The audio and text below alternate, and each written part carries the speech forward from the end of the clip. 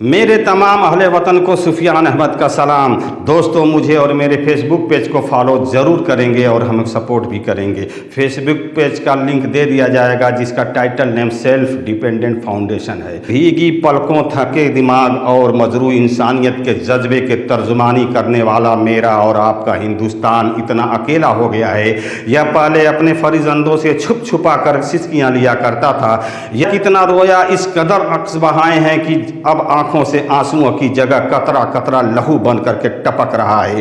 तो मानो दरिंदगी अब तमाशा बन चुकी है जिसे देखने वालों की तादाद में रोज रोज इजाफा होता जा रहा है। मजलूम मदद के लिए पुकारता है कि मुझे बचाओ, मुझे बचाओ, लेकिन जालिम अपने जुल्म के अमाने उरूज पे रहता है। थोड़ी देर के लिए सोचिए, वह मासूम कितनी लाठियां खा करके कानून के रखवालों के बीच लड़ते झगड़ते नजर आ रहे थे, सिर्फ अपने हक के लिए, अपनी माँ बाप भाई बहन के लिए, एक बाटल ऑक्सीजन के लिए कि लाठियों की तड़तड़ाहट से हड्डियां चटक रही थी जब सर की नाजुक हड्डियां दीवार से चकनाचूर हो रही थी। रुकिए रुकिए दोस्तों, मैंने सुना है कि मरते वक्त इंसान को बहुत प्यास लगती है। उन मासूमों ने भी इशारों इशारों में पानी तो जरूर मांगा होगा। वहां हॉस्पिटल में मौजूद किसी ने किसी की न सुनी होगी, क्योंकि किसी भी सूरत में पानी उन्हें नहीं पिलाया होगा, क्योंकि उनको भी अपने मौत का साया तो जरूर नजर आ रहा था। इस बात पर उन मजलूमों की लाशों को सड़क पर घसीटते हुए हुजूम को भी देखा गया।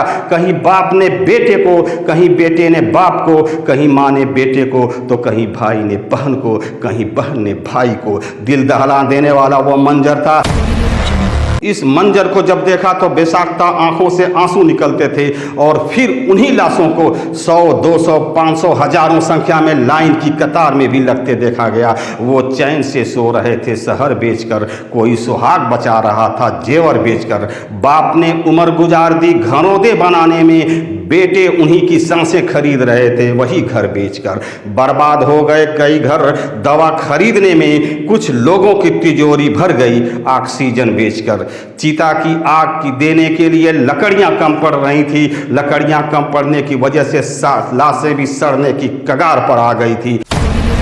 क्या मंजर था, क्या तबाही थी। जिसने भी देखा उसकी आंखें नम जरूर हुई, पर आंखों में अंगारे थे, क्योंकि हर घर का यही हाल था। पर सवाल तो उठेगा कि हमारे रियासत का निगहबान क्या कर रहा था। 2019 से लेकर के 2021 का मंजर ऐसा गुजरा कि कोई खुशी ना मना सका, क्योंकि ना जाने कितने ईमान वालों ने यह कहा कि इस बार हम कोई खुशी कैसे मनाएंगे, क्योंकि ईद के कपड़ों से ज़्यादा कफन बिक रहे हैं। दूर से देखने पर ऐसा मालूम हो रहा था कि गंगा घाट के किनारे लाशें तो ऐसे जल रही थी जैसे मानो जगह जगह सुलगते अरमानों के दिए जल रहे हों। मगर नहीं मेरे दोस्त, वहाँ किसी की बहन तो किसी की बेटी, किसी की माँ, किसी का बाप की चिता जल रही थी। पूरे देश में धुआं धुआं का माहौल बिखरा हुआ था, आसमानों में गर्द ही गर्द छाया हुआ था। इस बीच इस वतन के हुक्मराने अजीज तो अपने काम में जरूर अंजाम दे रहे थे, लेकिन उनका सिस्टम बिल्कुल गलत था। उनका सिस्टम फेल हो चुका था। घोर लापरवाही थी। ऑक्सीजन की कमी पड़ने पर उसको भ्रष्टाचार में लिप्त कुछ सफेद नेताओं को और देश को बर्बाद करने वाले काला बाजारियों को देखा गया। 1000 का ऑक्सीजन मिलने वाला 50,000 में बिकते हुए देखा गया। जो दवा 50 रुपए की बिकती थी उसको 500 रुपए में बिकते हुए देखा गया।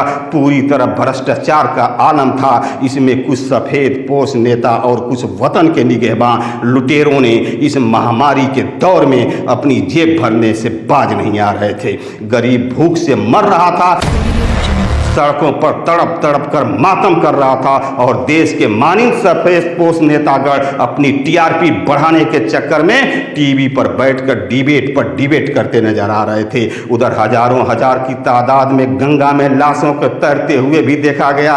कोई आया था गंगा का लाल बनकर, रह गया अमीरों का हिसाब बनकर। कपड़ों से ज्यादा बिक गए कफन, अंधे कहते हैं मजबूत हाथों में है अपना वतन। कबीरा तेरे जगत में उल्टी देखी रीत, भीख, अनपढ़ ढोंगी राज करें, शिक्षित मांगे भीख। मैं जब आगे बढ़ा तो देखा जहां जलते हुए जिस्म को सोखता लाशों जो अपनी पिछली रात में जिंदा थी।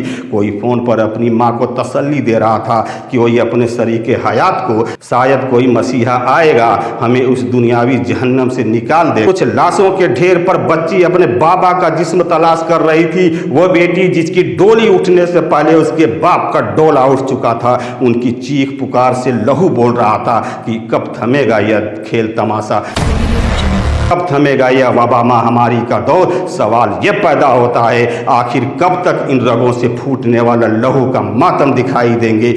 अब हमें इन रगों से फूटने वाले लहू को रोकना होगा और यह तभी मुमकिन है जब हम इस रियासत को वो रियासत बना दें जिसकी हमारे बुजुर्गाने दीन और हमारे नेहरू जी ने बनाना चाहा था कि हमारा हिंदुस्तान जिसकी बुनियाद अदल व इंसाफ के मसावात पर मबनी हो। हम ऐसी रियासत बनाना चाहते हैं जिसकी तमाम तवज्जो दिलखुसूस अवाम की नेकी और अमन व तरक्की पर हो। हम एक ऐसी रियासत बनाना चाहते हैं जिसकी बुनियाद पर तहफ़्फ़ुज़ हासिल हो। माँ कसम जिस दिन हम वो रियासत बनाने में कामयाब हो गए उस दिन से यहाँ पर खड़े होकर के कोई भी मुकर्रिर, कोई भी वतन का निगहबान शिकवा शिकायत करता नजर नहीं आएगा कि कहाँ है अर्ज़ थमा का मालिक की चाहतों की जगह खुरे दे।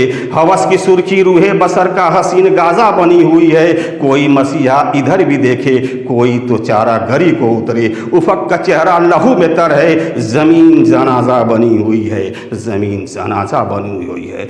दोस्तों, कोरोना की तीसरी लहर आने के कयास लगाए जा रहे हैं, इसलिए सतर्क रहें, सुरक्षित रहें और देश को भी सुरक्षित रखने में मदद करें और अपने जहन के कीड़े को सोचने पर मजबूर कर दें कि किसके हाथों में इस वतन को सौंपा जाए और किस तरह से वतन सुरक्षित रहेगा।